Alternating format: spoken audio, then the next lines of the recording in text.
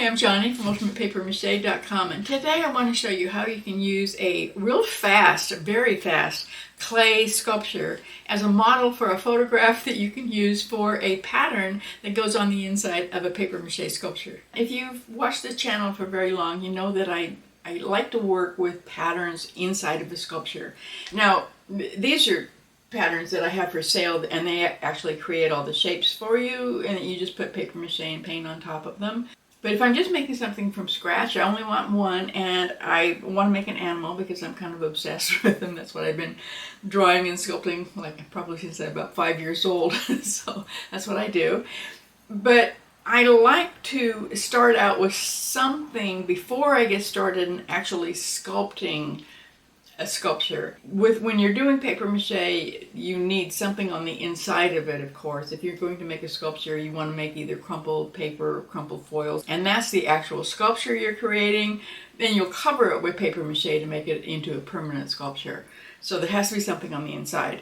And what I found, well, when I first started this, because it was almost 20 years ago, I think I decided to come back to learn how to do paper mache. I discovered really fast that if I just start from scratch and start crumpling up the paper and taping things together and whatnot, I'm going to end up having to take things back apart, because it's really hard for me to make sure in advance that all of the proportions are going to be right and all the shapes are going to be right. So I ended up doing things over a lot. And that's when I started using this silhouette pattern on the inside.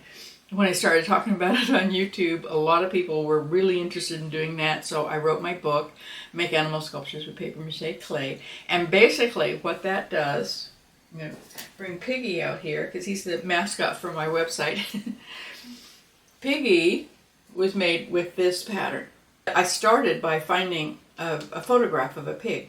There's a whole bunch of different kinds of pigs. There's thousands of photographs online for pigs, and so you just have to find a photograph from the side.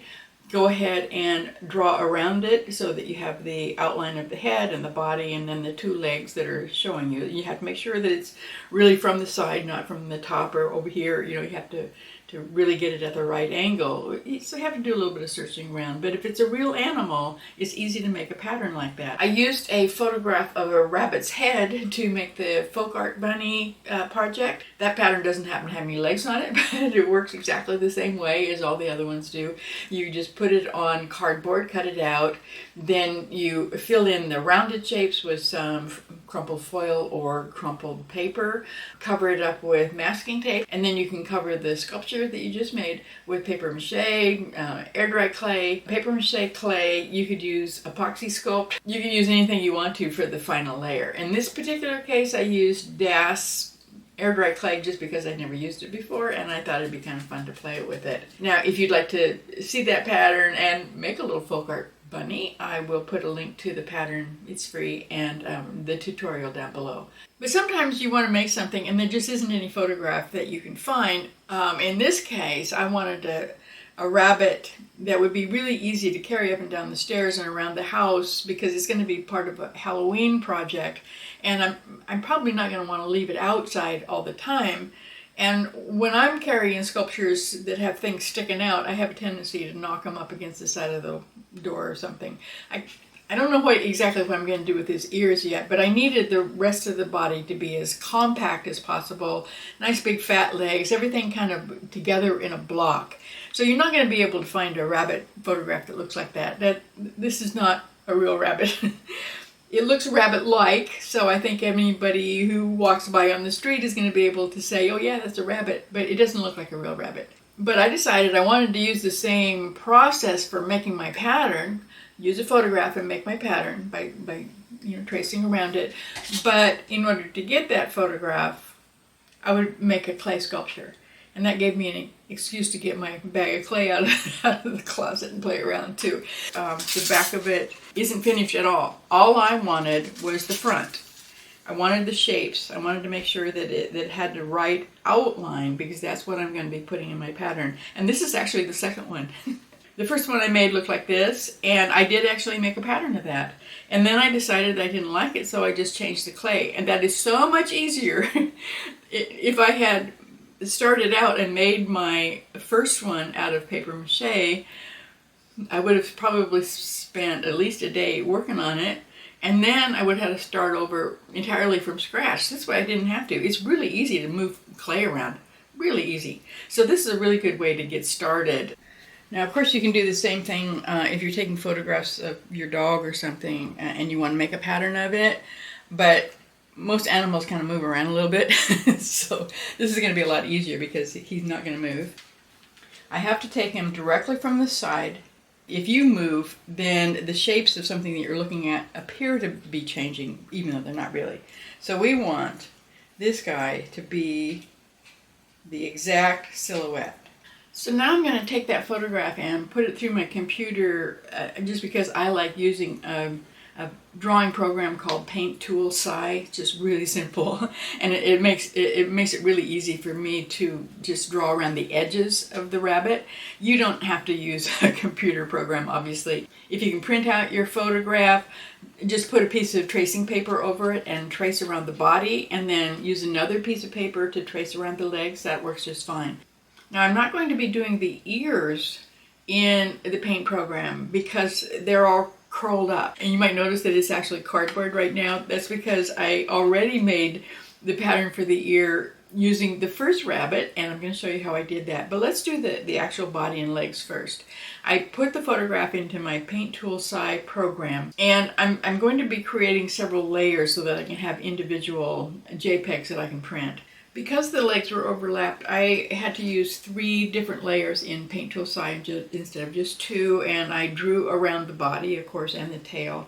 And then in the second layer, I drew around the back leg, and then I did another one and drew the front leg. But because they were still overlapping, I was able to use the drawing program to separate them out and move them into a separate JPEG, and I was able to go ahead and print those out. When I make the final pattern as big as I want it, obviously I'm going to make 2 of the leg patterns because, you know, most rabbits have 4 legs. But now obviously this guy has no ear. That's going to be a problem. But I do have an ear pattern. Let me show you how I made it. I actually made the ear pattern yesterday using the clay ear that was on the original rabbit. I just took the clay ear off and laid it down on a piece of paper and drew around it. That's how I make almost all of my ear patterns, actually, because you can't use a photograph of the ear because they curl around at the bottom. So I already had the rabbit ear. I wanted to make sure it still fit with the new rabbit too. So I used the original pattern and cut it out of cardboard and put it on the new rabbit when the clay was still wet, just to make sure that it was going to be the right size. So now I've got my pattern. I didn't have a photograph of a real rabbit that I could use, like I said, because I wanted my rabbit to have really fat legs and kind of look like one big block, and obviously real rabbits don't look like that. Now, just in case you missed the little note that I put on the on the video before, you don't have to make an animal with these patterns. You can actually sculpt anything with the clay, even like an abstract sculpture, and then do the photograph thing and make a pattern for it.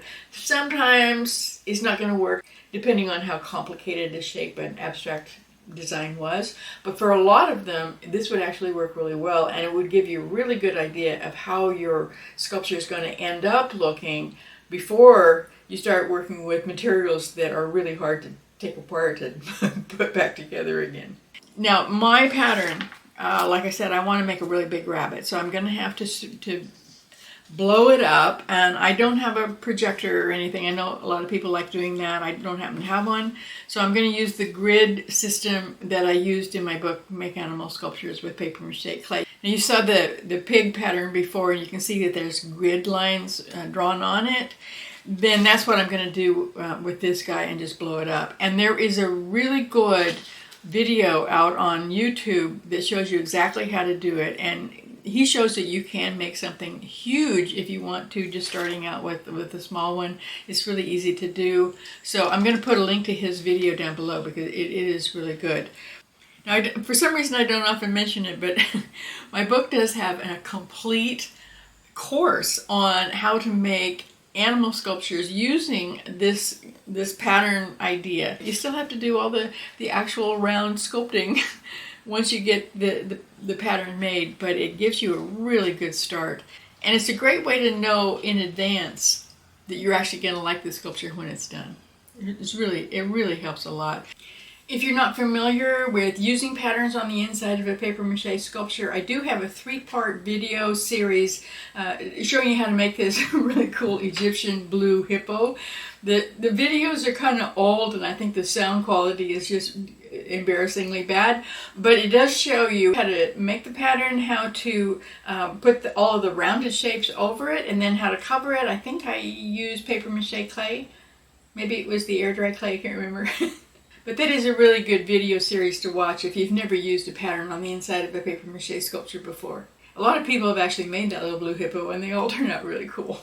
You can see a lot of work that has been done by my readers. If you want to come to my website and click on the Daily Sculptors tab, a lot of people have shown us things that they've made using this system, or using one of my 3-dimensional patterns too. There's a lot of those as well. As soon as my basement project gets all done, I'm going to get started making this guy really big, and I'll get those goblins done. I'll get my frog mask done. There's so many things I've been putting off because of the basement project, but soon, it's going to be done soon. So I don't know what the next video is going to be about, but be sure and watch for it, and then come visit me, ultimatepapermache.com. I'll see you there.